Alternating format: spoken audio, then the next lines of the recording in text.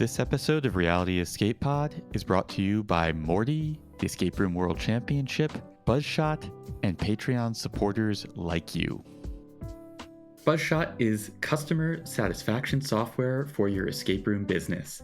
They offer an assortment of pre- and post-game features, including robust waiver management, branded team photos, and streamlined review management for Yelp, TripAdvisor, Google Reviews, Morty, and more.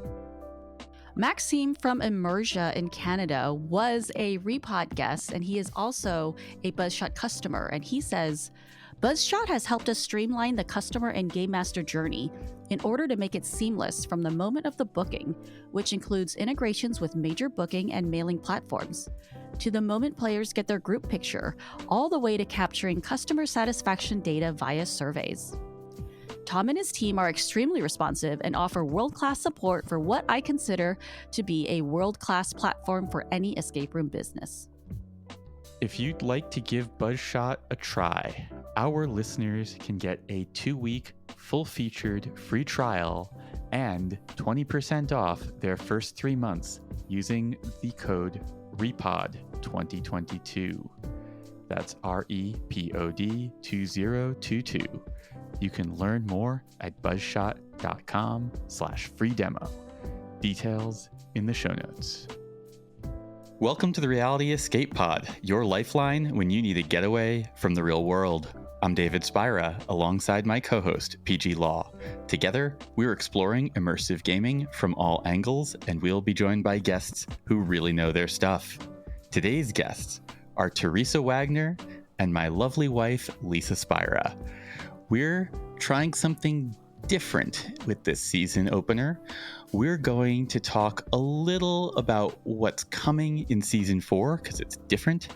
And then we'll be doing a little RECON Boston recap, because it was a magical experience that both of our guests helped create. Welcome, Theresa and Lisa. Thank you. Yeah, thanks for having us. I'm sad I didn't get the lovely not wife Theresa Wagner intro, but that's fine. It's okay. Lovely is not really the word I would use to describe you. Chaotic idiot. It's all good. I understand. Passionate and enthusiastic. So the first thing that some of you may be noticing is that during the mailbag episode, we got a little bit of feedback on the audio quality and things of that nature, which we decided to go and throw a whole bunch of money at, and we leveled up our microphones. So Lisa, Peih-Gee, and I are all on the same microphones, the same preamps, and hopefully everything is sounding really crisp. Woohoo! Your Patreon dollars are hard at work. We do reinvest in the podcast. Seriously, thank you all for buying us new microphones. That's something that we have worked on. But the other thing that we decided to do for this season is give it a theme, which is something that we hadn't done before. I'm not certain we're going to do it every time. We probably won't.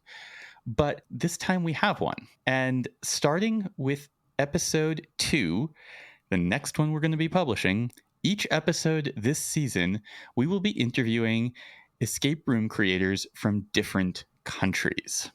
I'm really excited about the format for this season because I'm really excited to just pinpoint focus on escape rooms. Yeah, and so we have put a lot of effort into finding different guests. They're all from different countries. Most of our guests have been from the United States because that's where we know the most people. But this season, we only have one guest who is from the US, present company excluded.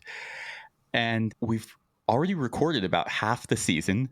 Given that we have a lot of escape room creators, we've worked really hard to figure out how we can do that in a way where the interviews won't start to feel samey. So we wanted to give you a little preview of that. We have a few guests that we'll tell you about. The first is Dimitri from Paradox Project in Greece, which I've played his games. They're gigantic. They're like 3.5-hour games, and they are amazing. We also had Leanne and Aaron from Next Level Escape in Australia. And they spoke at the previous virtual Recon. They gave a whole talk about how they were coming up with new game mechanics to build escape rooms around and helping people figure out how to do that themselves. And we had a delightful conversation with them. And to get you in the Halloween mood, we have Alexander from Logic Locks in the Netherlands, and we discuss Catacombs, which is one of the scariest games I've played. And they do some really amazing things with immersion and game mastering there. And it's a really interesting talk. Is Catacombs really the scariest game you played? I think you played a lot more scary games even on that trip. It was pretty scary, and it has one of the best endings of any game I've ever played. It really does. It's very metal. We also talked to Jonathan and Sasha from Escaparium in Canada, and they are doing some absolutely bonkers stuff on a grand scale. I could not even imagine. You guys have to go play it and see it for yourselves. And he's also got kind of an escape room haunt situation going on. So that is a really interesting episode. You guys should definitely check it out. And then the last one we're going to preview for you was that we interviewed Tasha from Project Avatar in Ukraine. And as you might be guessing right now, that is a heavy episode. Probably the heaviest episode that we've ever recorded or ever hope to. It was hearing her story, both the stories that she shared about her family as well as about her business and her employees. It was heartbreaking. It was incredible.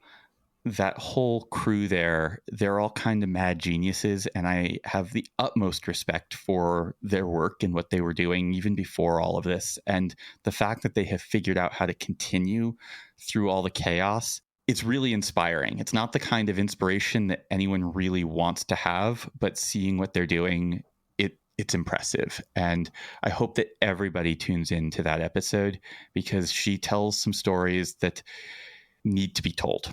I literally have chills. Like when you said that and thinking back and remembering that episode that we recorded, it is heartbreaking, but it was so inspiring, actually. It was the main thing that I got out of it. Yeah. So one thing I will say, this isn't an ad or anything. They're not paying for it, but Project Avatar is running virtual games from Ukraine. Their games are nuts. I strongly recommend checking them out. And you should consider booking them if you're looking to play something virtual. They can truly use the money right now. So if you're looking for that sort of thing, check them out. Also, their website, it's very them. I love Project Avatar, and it is one of those games I think is fun to play regardless of whether you're able to travel or not, if you're under quarantine or not. So definitely go check it out. We have a really exciting lineup this season. We've got even more guests that we are still going to record with. We have guests from South Africa, from Israel, and a few other countries to be announced. We're not hitting every single country in the world right now, or even in the world of escape rooms, but we're going to continue working on it well after this season. But we decided that for this one, we were going to just put a focus on international guests, and we hope that you enjoy it. Let's move on to RECON Boston 2022, because that's the thing that kind of devoured all of our lives for the last many months. Lisa, Theresa, we did it. I can't believe it. I'm in utter shock still, and it's like a month later. I knew that you guys would pull this off. And for any of our listeners who somehow have made it through this podcast without hearing about what RECON is, it is the Reality Escape Convention that we held in Boston this past August. And it was an escape room convention for owners, creatives, and enthusiasts. Lisa, let's share the story about why we gathered in Boston, why we capped it at 250 people. There's a lot of different things going on here. RECON Boston was an interesting event to plan. We started planning it in 2019 for August of 2020, and that didn't work out. So after hosting digitally twice, which was really fun, we were finally able to bring this event to Boston, to the Boston Marriott Cambridge this past August of 2022. We had 250 people attend from all over the country and from Canada, the UK, and also from continental Europe. And it was awesome. We capped the number of people in part because when we were planning this during the pandemic, we couldn't gather large amounts of people in a single venue. That was almost the cap of what we could do when we were planning for this. And so we worked with that to figure out what was the best event we could possibly make for that group. And we combined talks with socializing, with playing games, and Boston turned into a really incredible market to host this in. I think that's one of the key things that I don't think people will realize, even if they were there. And that is that when we were planning this, two of the bigger events that we worked into Recon weren't a thing. And that was Level 99 and 100 Earth Days. So when the opportunity started to arise and we were doing all of the planning and making all the key decisions, these new impressive things existed, and we decided, why don't we just fold them all in? But they didn't even exist in 2019.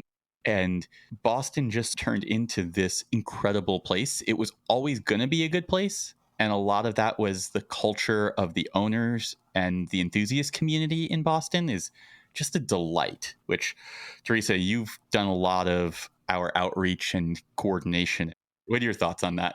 Something crazy about Boston is that it is such a small concentration of such interesting, different things that kind of fall under the puzzle bubble. So, for example, as David was talking about Level 99 and Bodeborg, those are both, in the best way possible, escape room theme parks. There are lots of little escape rooms or puzzle rooms or physical activity rooms, things that involve tasks that you don't necessarily know when you enter, that are in that market that really don't exist many places inside of the US among many other amazing escape room companies. I mean, we brought folks to Boxaroo, Red Fox, and Trapology, and that's just a little tiny small 20-minute bubble around the hotel. So Boxaroo designed this awesome large group game that can scale up to as many people as they have running it, which is called 100 Earth Days. That is a giant room of lots of people doing different things at the same time for the same ultimate goal of surviving 100 Earth Days on their way to Mars.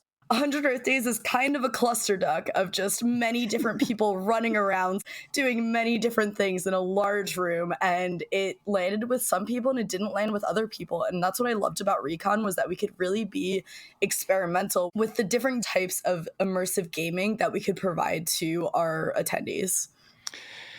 What you just talked about is something that was at the heart of what we were doing with Recon, which was that we tried in every instance to not play it safe. We tried to take risks, and we would rather have things that people loved and hated than everyone was just sort of okay with. We wanted to expose people to more extremes. And that extended through all the games. Bodeborg and Level 99 are certainly things that you're either going to love or you're going to walk away saying, oh, wow, that was decidedly not for me. And same thing with 100 Earth Days. And we did that also with the talks, which when we met with all of the speakers, and Li-Fei Lo, who has been on the podcast a couple times, she and I did all of the producing of the speaker sessions. We did a couple of things that felt really risky at the time. The first was that we had only 6 talks for a 2-day conference, which, if you have gone to most other escape room conferences, it's just like a giant mess of speakers. There's speakers everywhere. There's 3 speakers going on at once, and you have to decide which one you want to go to. And you play what I call conference roulette, where you have no idea if any of these are good. What we decided to do was really work with the speakers that we had and make sure that they were doing a few things that we felt was essential to it. One was that their content was great and that their delivery of it was as well. But beyond that, we wanted each speaker to take some big risks with the audience, to trust the audience to go with them.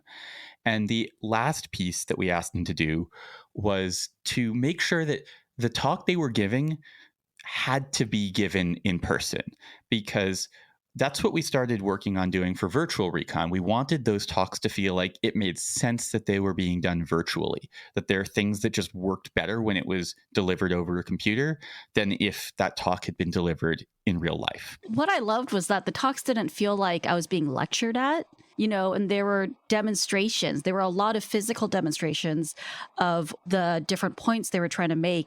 It was one of the things that we were most excited about and also most nervous about, because we did all of the rehearsals over Zoom, and some of these things did not land over Zoom. I'll give you an example. We had Caro Murphy, who is a LARP creator who has been working on the Star Wars Galactic Star Cruiser. They did a whole session on acting for participation, and this was diving into the deep end. It was a mix of both kind of academic thought and then also actionable lessons. And the thing that was amazing about those lessons is that they're useful even if you don't have actors in your games. And they owned that stage. I mean, they're a professional performer, a professional LARP performer. And I, as a regular public speaker myself, sat there watching them own that stage and do these live demos and have this presence that was so cool that I just sat there thinking, I wish I could bottle up just a tiny piece of that, because I cannot strut on a stage like that. I can't strut in real life. I just can't strut. My favorite thing about that talk was that people started using those techniques immediately. You saw people standing in groups in the hallway or the lobby change their demeanor and their way of talking to be more inclusive, and just you could just see them trying out these techniques. They weren't just for actors, they were for interacting with groups as a person in a group. Yeah, one of the points was about opening up a circle, when a group of people stands in a circle and they're talking, and about angling your shoulder to open up the circle into a C instead of a closed off thing. And I saw people doing that in discussion groups afterwards, and it was really cool. It was so neat seeing a talk just completely change the tone and the way that people operated at the entire event. We also had Haley and Cameron Cooper from Strange Bird Immersive. They did a talk on the magic circle, which was all about where the world begins for the players in your experience. And they walked through all of the different places that you can put that barrier. But mostly what they did was they underscored why you needed to commit. Once the players crossed that barrier, you needed to really stick with it. And they did a brilliant and beautiful job of illustrating that point. And they took a lot of risks in having a performative element. The last 10 minutes or so of their talk was a performance with light and sound effects. A quick costume change. Haley disappeared off the stage, and then the Raven Queen reemerged, and I was like, what is happening? It was so cool. And you never see this, at least I don't, you never see this kind of stuff at like a conference when you're just expecting to sit there and, have a talk and take notes and things like that. Next up, we had Mayor Christensen and Kevin Duffy from the city of Malden, and they gave a talk about the Malden Gaming District, how it came about. And they literally have a section of their city that has tons of immersive games. And they also gave a lot of really interesting information about what governments in general value from escape rooms and immersive games, and how to better work with governments, both to get your facility opened and to pass all of the inspections that you're going to need to pass. And also, if you want to push further and try and help your local government try and put more of a focus on this kind of entertainment, they give some remarkably valuable information about how to go about doing that. They gave a lot of information about zoning, how to work with your local commissioners and all of your local public safety departments. So I just found it so interesting and useful in that way. Yeah, they did a great job. It also had one of my favorite moments of Recon, which was when somebody had asked about the timing of how long it took for Bodeborg to go from proposal to approval. And I can't remember the exact answer, but Mayor Christensen gave the most New England answer I've ever heard, where he was using it started the night that the Pats won the AFC championship. and ended some other time. That is the land I grew up in, where the Patriots are used for timekeeping. Stay New England, Mayor Christensen. Then we had, at level 99, we had Victor Hung and Matthew Duplessis, who Victor was the CTO of level 99. He's now off working on his own thing. And Matthew Duplessis, who is the CEO of level 99, also of 5wits. Victor gave a killer talk on technology and not just designing the tech for the escape rooms and for the player experience, but thinking through all of these things about how you handle resets and how you go about selecting your tech. And he gave this incredibly concise, straightforward breakdown. And it didn't matter whether you are an experienced engineer or someone who is new to this and trying to figure it all out. He broke it down so well and kept things so actionable. Well, because his talk was not about how to build the tech, it was how to think about what you need to build. And when he showed the system that he had for resetting Storyteller's Secret, he got an ovation in the middle of his talk. It was hilarious. So what got the ovation, he's also one of the owners at Boxeroo. And in their most recent game, Storyteller's Secret, they have a whole reset mode. And when it gets activated, a little projector turns on and it projects a to-do list for resetting the game. And every single time the game master resets one of those things, the sensor realizes it has been reset and then it removes it from the to-do list. And so it can't exit reset mode until you've reset it perfectly. And when all of the owners in the room and all the players, when everyone saw what they're doing, he got a standing ovation for that design element, which is just so brilliant. When I played that game at Boxeroo, they showed that to me and I turned to the game master and was like, can I reset the room for you? And they let me because they knew it would be right. And I was so blown away by this tech. And I was almost late to my flight because I was drooling over the tech and telling them how much I loved it. Yeah, it's just beautiful. And then the whole event was wrapped up by Matthew Duplessis, who gave a very challenging talk, because Matthew is sort of a challenging character. He has been in this space really longer than anyone. 5wits was founded in 2004, before escape rooms were even remotely a thing.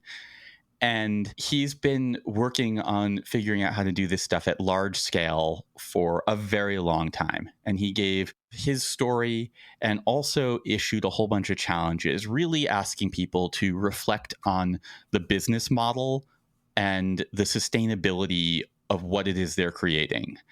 And we knew that his talk was going to rile people up. What was interesting to me was different people were wound up by different elements of his talk. It wasn't all the same thing, but we wanted to send people back out into the world armed with all of this new knowledge that they had gained at RECON, and also with a little bit of a purpose. And that purpose may be to go and prove him wrong. And they may very well, because I don't think his ways are the be-all, end-all, but he has done a lot of really cool things.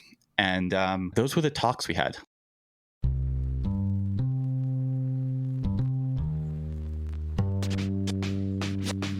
Taking a moment to thank our sponsor, Morty. Morty is a free app for discovering, planning, tracking, and reviewing escape rooms and other immersive social outings. I believe in Morty so much that I have a stake in it as an advisor.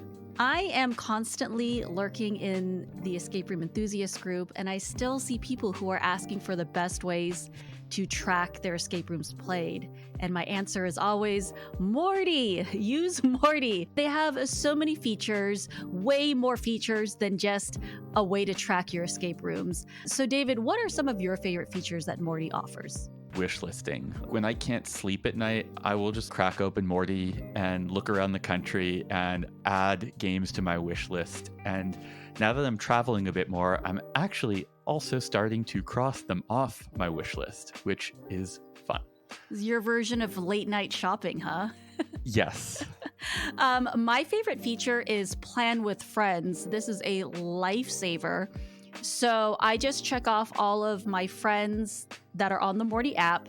And then what it will do is it'll automatically filter out all of the escape rooms that we've already played. Whatever's left, I'll know that I can book those knowing that none of my friends have played that yet. And it is the most useful feature. You can learn more at mortyapp.com/repod. That's REPOD to sign up and get a special badge for our listeners. Link and details in the show notes. Lisa and I also gave a talk. Oh my God, your talk was so good. Thank you. And very funny, actually. I think that your talk was the funniest and I laughed the most during all of your talks. Oh, thank you very much. I spent a stupid amount of time making all of those jokes land. It was worth it. Thank you for writing talks for me, husband. Thank you for helping deliver them with me, wife.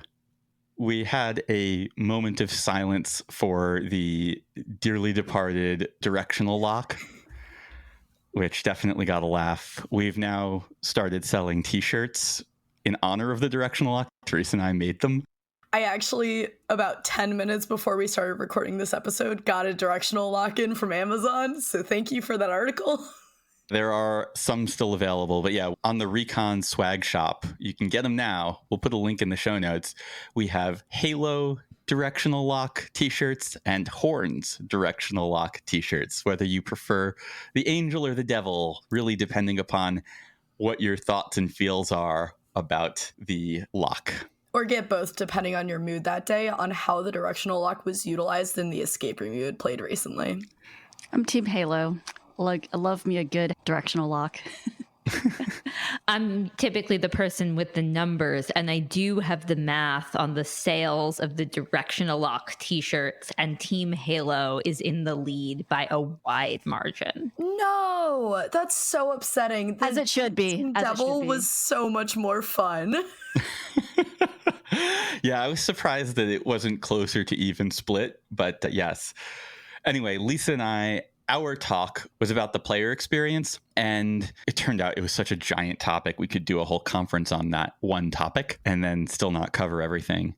So we dove into the deep end on key points and tried to put out actionable challenges to creators to think about different elements of their game, particularly things that happen before the game and after the game. We actually completely ignored everything about the game in the talk, which was both a joke and also underscoring the point that the player experience is a lot bigger than the game, and that a lot of people ignore the stuff that's on the front and back end of that. Setting expectations, the on-ramping, the off-ramping even, are so important, and it feels like an afterthought for a lot of places. I really liked your talk, and I hope people got a lot of use out of it.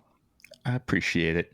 So that was the talks, and the thing that stood out to me from hearing people's feedback, both in the survey and also in person, was that the limited number of talks worked, and guaranteeing the quality level worked.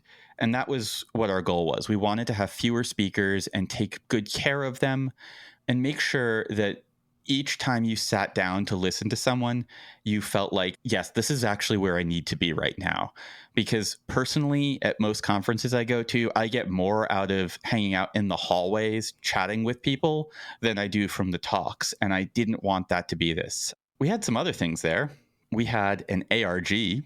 The ARG was so much fun. We'll probably do a quick recap of it in the bonus episode. So if you're not a patron, you should consider joining. I felt like in the ARG, you guys utilize a lot of the techniques and principles that David and I talk about all the time that we wish a lot of companies and games would do. And you employed all of these things. And I was very proud of everybody involved in the ARG.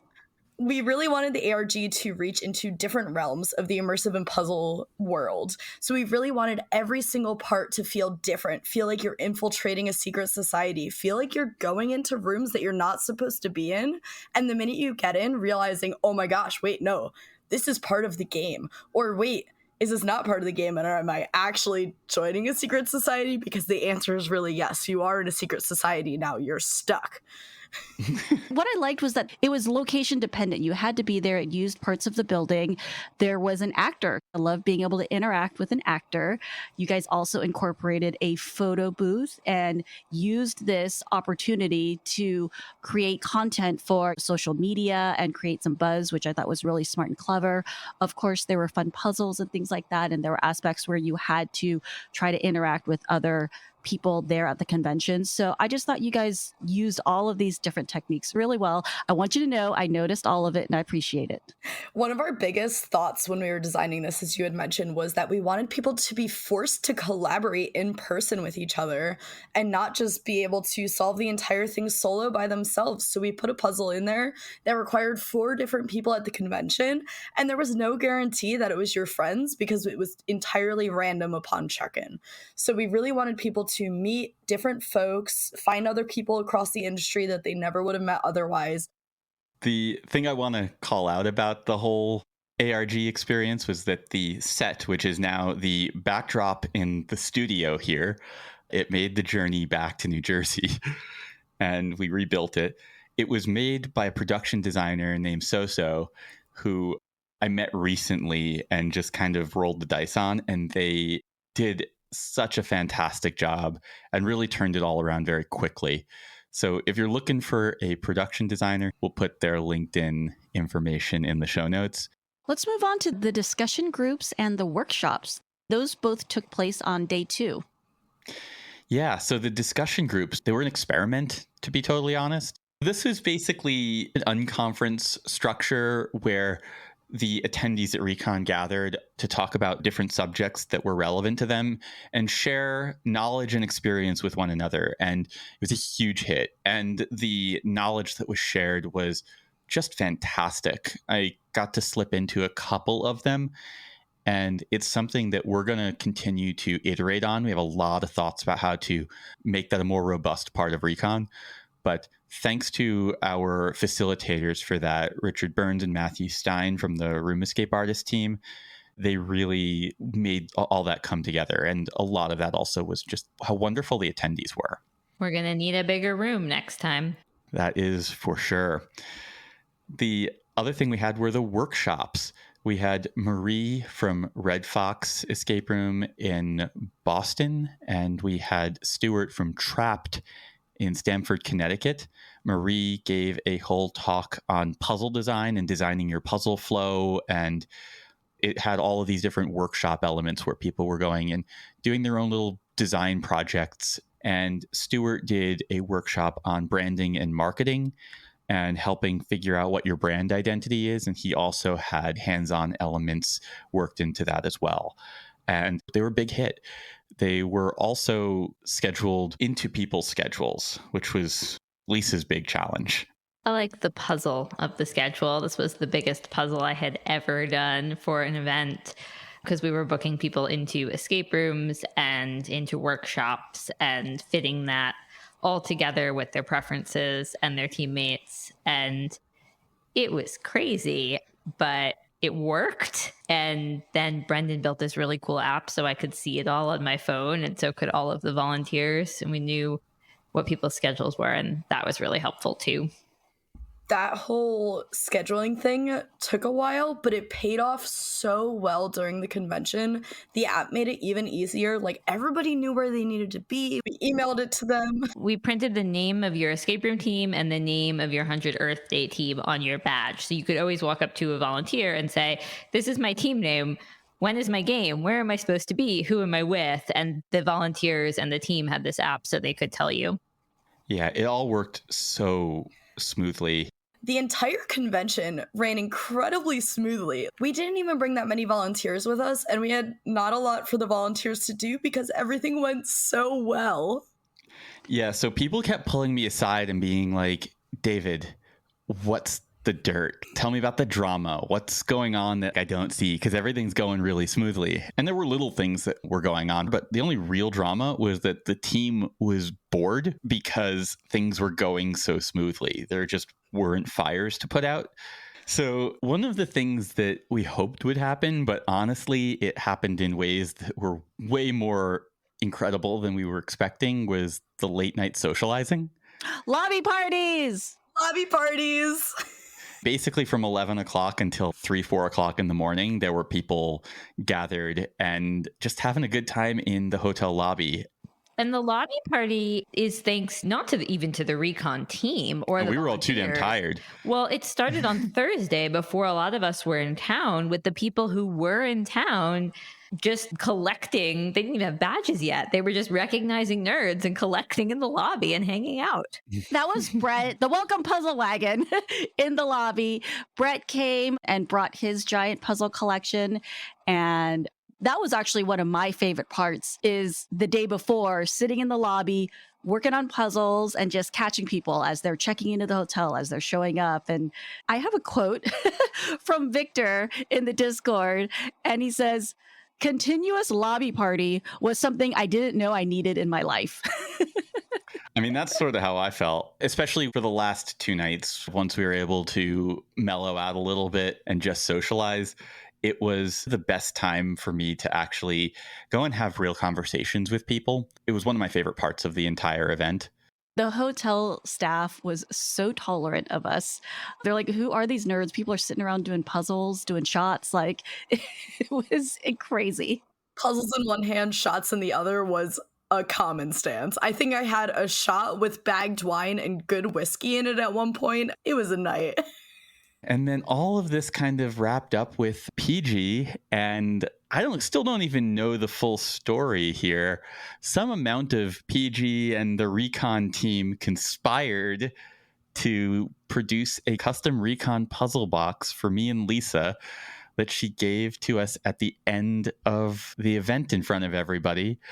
It was filled with little cards with people telling us how much they loved Recon, and it was really nice. Thank you, Peih-Gee. I will tell you the story behind all of this. So Richard hits me up one day. He's like, "Hey, Peih-Gee, I think we should do like a thank you for David and Lisa to tell them how much we appreciate all of the hard work that you two have put into this event." And I was like, yes, of course, I got you. Absolutely, we should do this. So we're talking about that. And then a couple days later, he's like, "I brought Brett aboard. We're going to do a custom puzzle box. We've designed a custom puzzle box for them." And I was like, "Great, fantastic." And they were like, "We're trying to think of what we should put inside. Like, should we give them something else?" And I was like, "You're already giving them the puzzle box." I was like, "What we should put inside are notes from all the attendees." And so this was a whole group effort to get this thing made. And then we're trying to get notes because, it's hard to track down and get people to write these notes because people are they're busy. Everyone's busy having fun. And we're just like, "I'm having a little trouble getting notes." And I'm like, "I got this. Don't worry."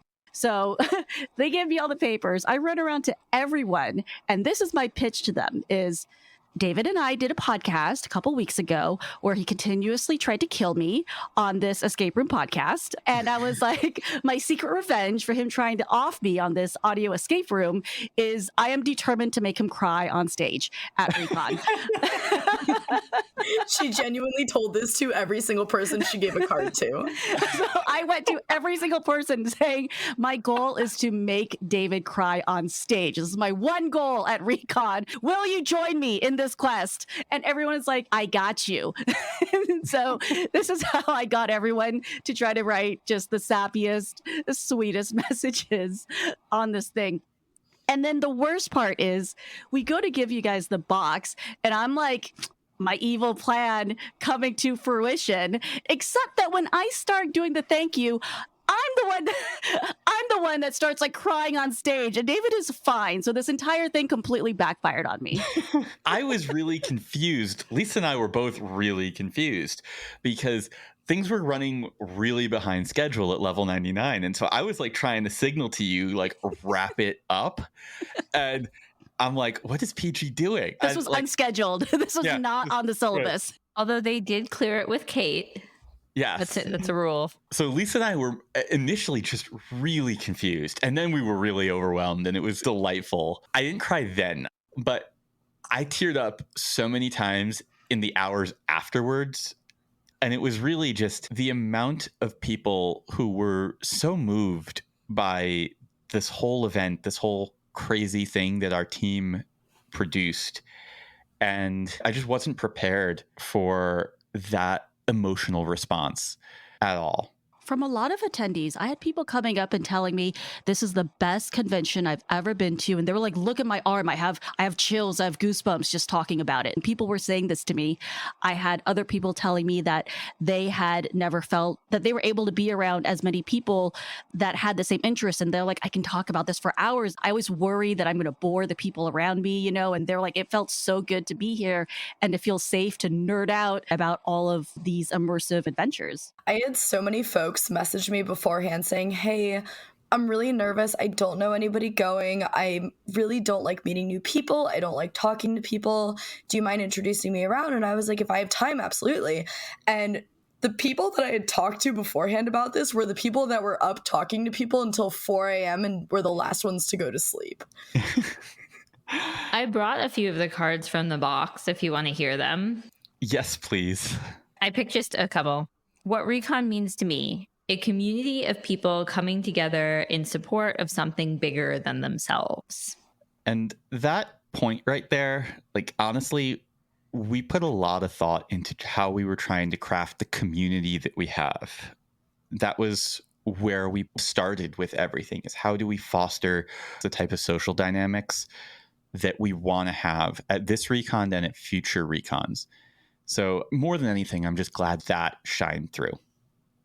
RECon is the equivalent of adult summer camp playground wonderland, which resonates with me because I was a summer camp kid.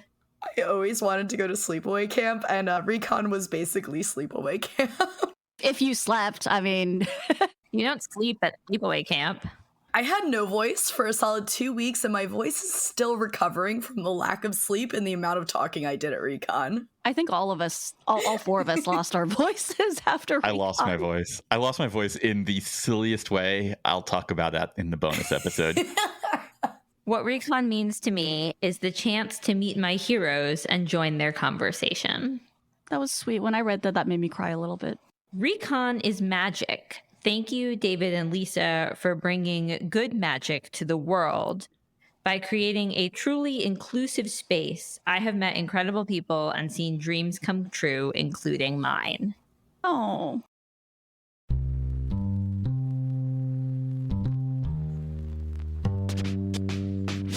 We're taking a moment to thank our sponsor, the World Escape Room Championship, a global competition for escape room players. This year, it is happening virtually, so everyone can compete for free. The elimination round is happening on the 5th of November, and the top 100 teams will go on to compete in the grand finale on the 26th of November. This year's winners each receive a Nintendo Switch. So I know that I always say that I only play escape rooms for the adventure and the storyline. But when I heard about the World Escape Room Championships, the competitive side in me sat up and said, go play this now. I was so excited to hear that here's a place where I can let my competitive side run free. There is a huge and really underserved side of our community, and that is the competitive side. There are not a lot of venues where truly competitive escape room players can throw down the gauntlet, and World Escape Room Championship is the place to do it. And you can do it for free. I could not believe that there were no entry fees for this. They've also been running these for quite a few years, so they are well practiced at it and getting better each time. Gather your team of 2 to 4 competitors. You must each create an account on erchamp.com. Whether you're in it for fun or you're in it to win it, I wish you luck. You can learn more at erchamp.com. Details in the show notes. Hi, this is Rachel Arpin from Columbus, Ohio. I remember being nervous about being a misfit at RECon and even introduced myself as an anomaly at first because I come from an academic design angle. But over the course of RECon, I realized we're all coming from amazing perspectives. And I walked away not only with friends, but also ideas that we're going to follow up on. And I'm so grateful I went to RECon, and I can't wait for the next one. We had opened up the REPOD not so hotline, just like we had for the mailbag and we had a bunch of people call in and leave messages that I've only actually listened to one of them. So I don't know what we're in for right now, but we're just going to go and hit play. I know who they're from, but that is about all that I know. Let's start with the one that I do know. Let's start with Chris Waters. This is Chris Waters from Constructed Adventures. I travel so much I don't have a home. And I just wanted to say how incredible RECON was. You could tell every second of it had been thought through by David, Lisa, and all the incredible people that put it together. The speakers were amazing. The breakout rooms were amazing. The escape rooms, the alternate reality game. I loved the impromptu lobby parties. And most of all, I just loved meeting so many wonderful, creative, incredible, and thoughtful people. I am just so inspired by everything. I cannot wait to see what y'all do next, and I can't wait to be a part of it in any way that I can. So thank you so much. Some of our listeners may recognize Chris Waters was a guest on season 3 of this podcast. And really is the life of the nerd party. Let me tell you. I was gushing over him after his podcast, and then I hung out with him for like an hour at RECon. I had no idea who he was until he introduced himself to somebody else, and I literally grabbed him and was like, "You're Chris from Constructed Adventures," and like, it's the only moment all convention, no matter who was there, that I was like fangirling. He's like, "Theresa, we're already friends and you didn't realize my name?" Chris is one of my favorite people in the entire world. He's awesome. He really is a delight. Let's listen to the one from Brett Keener. The short version. This year's RECon in Boston was fun, and it had terrific talks and let me meet new friends. I also got to meet people in person who I've known for years, but only online. The more rambling version. RECon was the next stage of building an intentional community, one that's made up of people who find shared joy in escape rooms. It started with the online RECons over the past couple of years, and this was the logical evolution. It was an unusual convention in that even though there were people there who sell things, I never got the feeling that was why they were there. I could have a conversation with someone and only later realize they had a product I might be interested in, which often led to a second conversation. Even though some people had played tens of games and some had played over 1,000, some were speakers or were famous for creating world-class games or were just plain famous, looking at you, Peih-Gee and NPH. After some initial feelings of, whoa, look over there, it never felt like we were that different. Regardless of any of that, I got to play games with people, talk with them about all sorts of topics, and see the shared joy we all feel about being part of this community. My only real regret is that even after several nights talking with people in the lobby until really late, there were still people I didn't get to talk to. So clearly this needs to happen again. Thanks again to the team that created RECon, and I very much look forward to the next one, in whatever form that takes. I hate Brett. Oh gosh! All right, Brett fulfilled your goal and made me cry. I'm melting. Nope.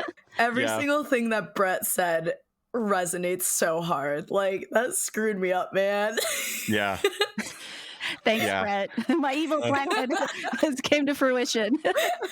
No, Peih-Gee, you lose. You didn't tell people on the podcast David should cry. It was the secret pre-episode. Come on. Let's do Jonathan Driscoll next. Hey, this is Jonathan from Escape Area. If I had to say one thing about RECon, is that it was spot on. So RECon was spot on as to where the industry is going at the moment. The RECon was spot on as well in making a convention that is good for every type of owner. Anybody that's passionate, everybody was able to learn something, everybody was able to have fun. They were spot on at that. And lastly, spot on at being just having a good balance between having a lot of fun, but also learning a lot at the same time. I mean, the passion from David and Lisa really showed, and they had such an awesome team behind them. I loved it. It was definitely by far the best convention I've been to. I can't wait till next year. There better be one next year. And thank you so much. We really appreciate everything and everything you're doing for the industry. Thank you. That's awesome. That's awesome to hear Jonathan saying it's the best convention he's ever been to, because let me tell you, this man goes to a lot of conventions. He really does. That means a lot. And Jonathan is the type of owner. He's going to be a guest on this season. He's our guest from Canada, him and his partner, Sasha. and they're operating at the top end of this industry, and they're doing really incredible things. And they're the type of folks who we wanted to make sure they wouldn't be bored at a convention like this. And hearing that, it means a lot. And I look forward to everyone hearing our interview with them because they're really interesting folks. Let's cue up the Caterwauls. Hi, Escape friends. I'm Katie. And I'm Jesse. We're the Caterwauls. We live near Atlanta, Georgia right now, but in our college days, we lived in Boston, across the river from the RECON Hotel. It was fun to be back. We came to RECON because of this podcast, which has become one of the best resources for designing local multiplayer experiences, our favorite.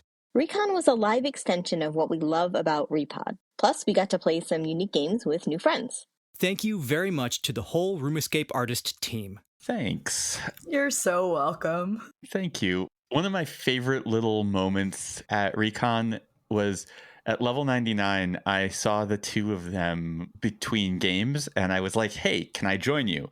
And we ran around level 99 for like 20, 30 minutes playing various rooms together. And that was just a lot of fun for me. I hope that you both enjoyed that as much as I did. Jesse bought RECON for Katie as a surprise.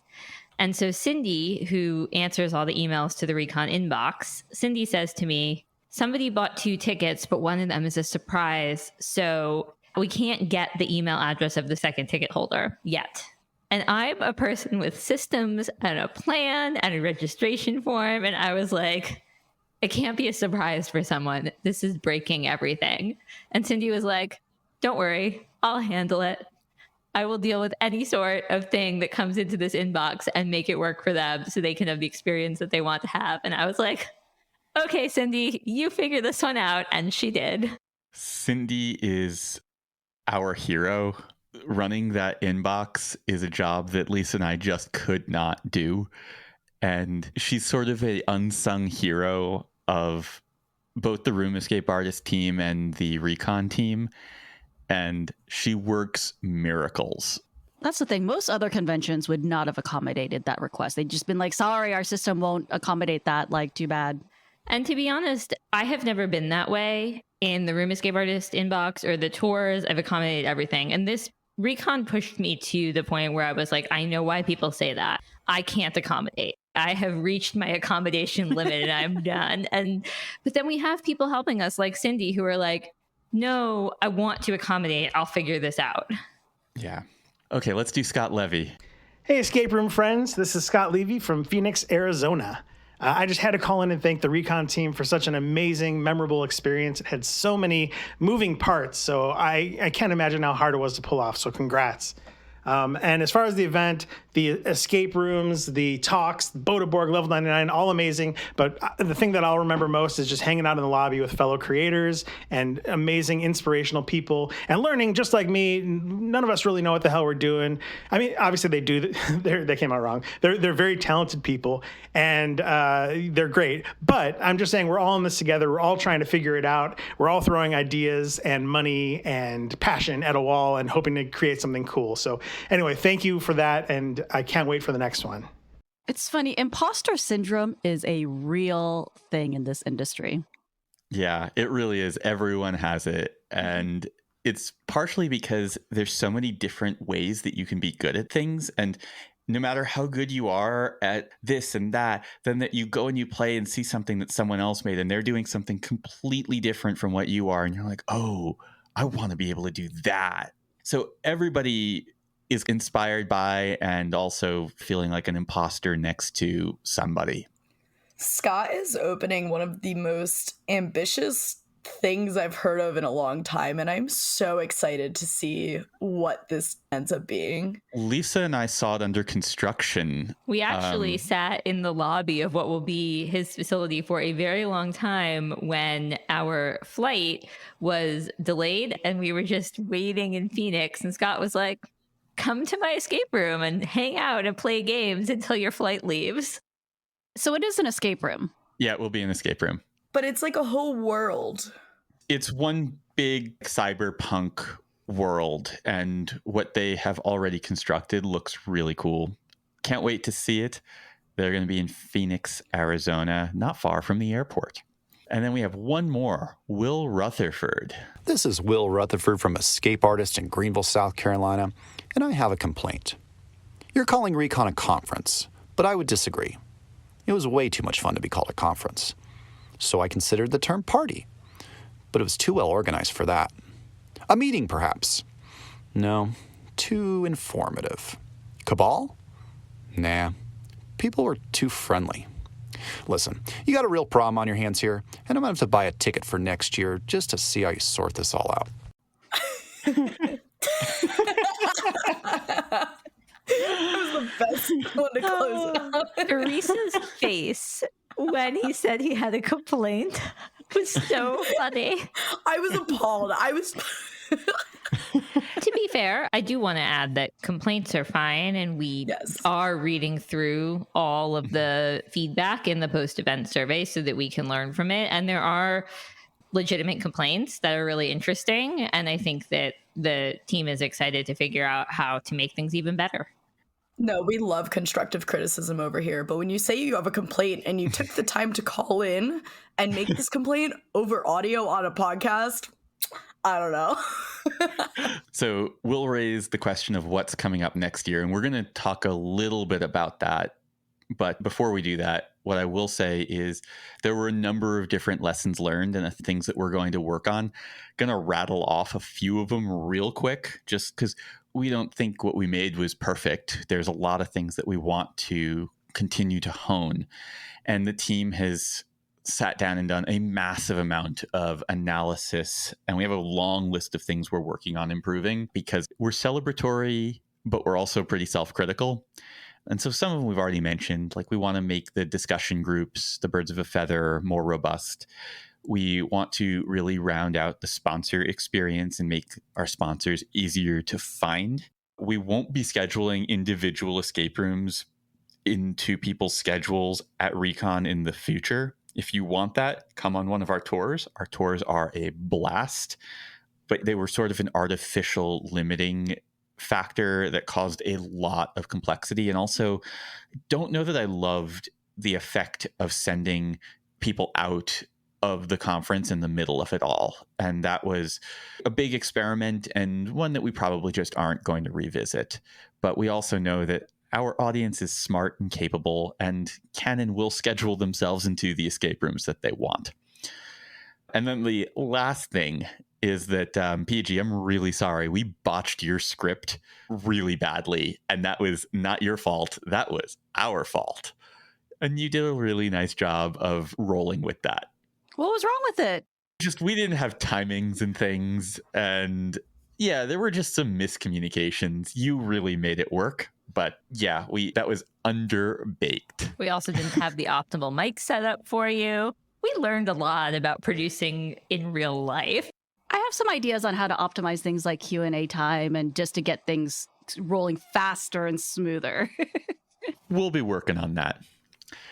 So let's talk about what was everybody's favorite part of this RECON. Can I go first? Because I feel like we skipped over a really cool part, which was our special guest. How did we get this far into the podcast and not talk about our surprised guest speaker? Yeah, Neil Patrick Harris. Who's also been a guest on this podcast. Yes. Hi, Neil. I know you listen.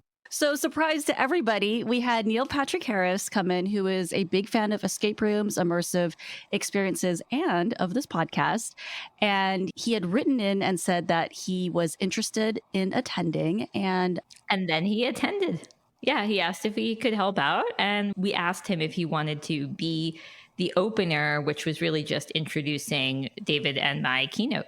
And yes. He did an imitation of me that was hilarious and that I was not ready for. All right, I'm just going to now introduce the people that are the main reasons that we're here. He has the most amazing podcast. They both do. I love his voice, David's voice. It's like the most soothing voice I want to do an escape room with David someday because it's like ASMR. He'd be like, I just found a 4-digit combination lock. Oh, and listen to the tumblers tumbling. That's fantastic. Yeah. Talk about spot on. It was so good. I guess this man gets paid to imitate other people, so that makes sense. Yeah. And the reason why I didn't want us to bring Neil up too early in the podcast is that I wanted this bit of conversation, especially for people who weren't in attendance. I wanted people to hear about this if they were really committed to the show. And because I don't really want people coming to Recon expecting Neil to be there and coming for Neil or anything like that, because he's a busy guy. He has a busy schedule. There's no guarantee he's going to be at any future Recons, but he was incredible. And the thing that was so amazing for me as a conference organizer to see was that Neil was there. He was just an attendee that a lot of people wanted to take selfies with, but he was there to learn, to participate in discussions, to meet people, and to play games. Oh, he was a class act. Like, he sat on the bus with all the rest of us to the events. He went out and played the rooms. I know he was running around level 99 and Bodeborg with different groups and hopping in and playing with everybody. He was just so friendly and so easygoing. Yeah. So, Neil, thanks again. My favorite part was when the 4 people named Rachel found each other in the lobby, and they were just genuinely excited to meet other people who were into this, and it was just a bonus that they all had the same name and they were from different places. Everyone who was there will forever remember the gathering of the Rachels. So my favorite thing that came out of Recon was that for the ARG, which I had a hand in, I saw so many people running around playing the ARG together that I was positive have never met in their lives, knew nothing about each other, were not on escape room teams together, were not on 100 Earth Days teams together, and were not in the same workshops. And they were forced to work together for the ARG, and then they all shared contact info. And I saw this with so many groups of people that we brought together unintentionally, and it was just so cool to see random people running around trying to join a secret society together. And Theresa knows for a fact that none of those people were grouped together because she did all of the schedule QA, and that was a huge job. It was a necessary job, but it was exhausting. So then my favorite moment that I was part of at Recon was one of the lobby parties at night. I know we keep talking about these. Was that Anne from CU Adventures had grabbed me and pulled me to a corner. And I was like, I don't know what's going on. And she was like, Haley from Strange Bird Immersive is giving out feathers and we don't have feathers.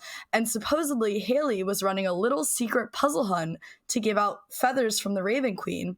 But we did not understand how to do this. And we came up with this whole plot to be good cop, sad cop. And I would go up and be really sad, and she would go up and be really, like, happy to get a feather. Yeah, watching the two of you bully Haley into giving you feathers was quite funny. I still have that feather on my desk right now. I am not surprised. My favorite part was, of course, the lobby parties. But also at one point during the lobby party, I finally found David and I was like, hey, David, like, how are you doing? How are you feeling? And he turns to me and he goes, I feel like I'm high. And he goes, I'm not high, but I feel like I am. I don't even remember saying that to you. It's because you were high. For me, my favorite part was particularly in the lobby parties, but also throughout the conference. I had reached a point very early on where I had realized I was never going to be able to meet everybody. So I started trying to have a good conversation with everyone I could. And I tried to spend like a solid 5 to 10 minutes with anyone and everyone I could bump into, whether I knew them or whether I had not. And those conversations were a really special, intimate moment for me. And there's so many of them. But the one that really jumped out to me was Emma Liddell, who gave me the biggest hug at the end of all of this and shared a lot of thoughts and feels. And that was a truly special moment for me. And there were so many of them, but that's just the one that's popping into my head right now. But yeah, it was a gathering of people. And that was the thing more than anything. It was just all of those interpersonal moments were so special. I think what made it special was that you could tell the creation is always a reflection of the creators. It's really a reflection of your values and your personalities and what you put into it, and you put a lot of yourselves into it. And so I think that's part of what made it so inclusive and so magical. Thank you. We should talk a little bit about what's coming next. So I can't make any announcements yet.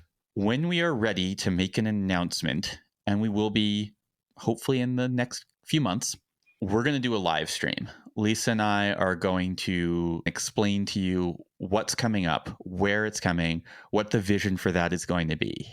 And that is something that we're really excited to share with you. And we're putting a lot of time. We thought we were going to be taking this month off from Recon, but we've been working almost as hard as we were in the lead up to it. My life has not changed, it turns out. Yeah. But for anybody who was concerned, David and I did eat ice cream. I haven't had ice cream yet. What is this? When we're too busy to eat ice cream, it means we're too busy working on Recon. So the fact that David and I ate ice cream means that we were able to relax a bit. It's true. Kate, who runs the whole Recon team, has like the Lisa and David ice cream index. And yeah, she uses this to go and see if we're too stressed out or too busy. So if David is like, get me a triple chocolate scoop with chocolate chips and a fudge ribbon and chocolate syrup, then we know he's at max stress level. Is that how it works? No, actually, it's the opposite. It's if we are too busy, then we won't go out and get any ice cream. So when we have things under control and we are less stressed, then we will go out and get that incredible thing that you just described. Wow, I feel like this goes against everything I always thought I knew about how ice cream worked and operated. I'm just going to start shipping crates of ice cream to your house when I know you have deadlines coming up. I'm not going to say no to that. Perfect. It's going to be melted, but it'll be funny. I'm just going to put a stamp on a carton. No, there are services that will ship them properly so they don't melt. I may know a thing or two about this. But it's also funnier if you get a melted, empty carton of ice cream. That's just going to stress me out more. I'm going to laugh. You're going to be stressed. It's going to be great. Theresa, Lisa, thank you both for joining us. Thank you to the entire Recon team, our volunteers, our speakers, everyone who helped make Recon happen, and everyone who attended. We appreciate you all. We cannot wait to host another one, and we are very excited that we are kicking off season 4 of the Reality Escape Pod. We hope you enjoy what we have produced and what is coming over the next few months. The Reality Escape Pod is produced by Lisa Spira, edited by Steve Ewing of Stand Inside Media, and brought to you by RoomEscapeArtist.com, your home for well-researched, rational, and reasonably humorous escape room and immersive gaming content and events. This podcast is supported by a Patreon. If you've been enjoying our content, we would really appreciate if you became a patron. We have a really robust community. That's my favorite part of the Patreon, are the discussions in the Discord channel. And David and I have also recorded bonus episodes. These are usually recorded right after our main episode, and these are more casual conversations about the escape room industry at large. So please come join us. We also have other perks for higher levels. We have a spoilers club as well, where we do recap walkthroughs of your favorite escape rooms, including all the spoilers. We'd like to take a moment to thank our highest tier patrons: Derek Tam, Breakout Games, Jonathan Driscoll, Rex Miller, Paula Swan, Scott Olson, and Byron Delmonico. Additionally, we have a brand new patron who has entered these ranks. It's Pat Dupin of Olivier Escape. Thank you so much for joining our Patreon community. So we're talking about the lobby parties. And so you guys know, for these parties, we have rearranged the furniture of this entire lobby to our liking. People have brought in crates and coolers of booze, and we were basically making a giant mess every night until 4 a.m. And a bunch of us are standing around talking about how we can't believe that the hotel is letting us get away with this. And then somebody had said, well, actually the manager said, you guys have been wonderful to host. We get parties for every conference, but your group has been just about the cleanest group. You guys clean up after yourselves. You put all the furniture back where it belongs afterwards. We were so happy to host you. And Anne Lukeman from CU Adventures goes, well, we're certainly a group that knows how to reset a room properly.